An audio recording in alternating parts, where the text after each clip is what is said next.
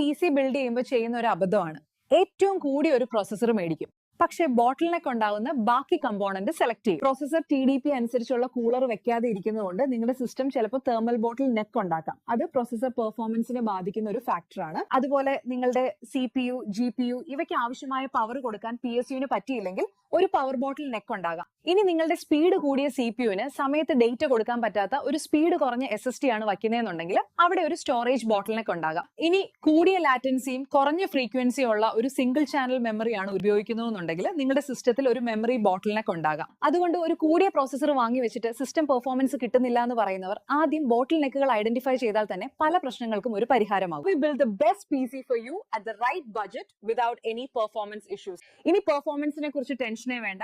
Come to Exatica.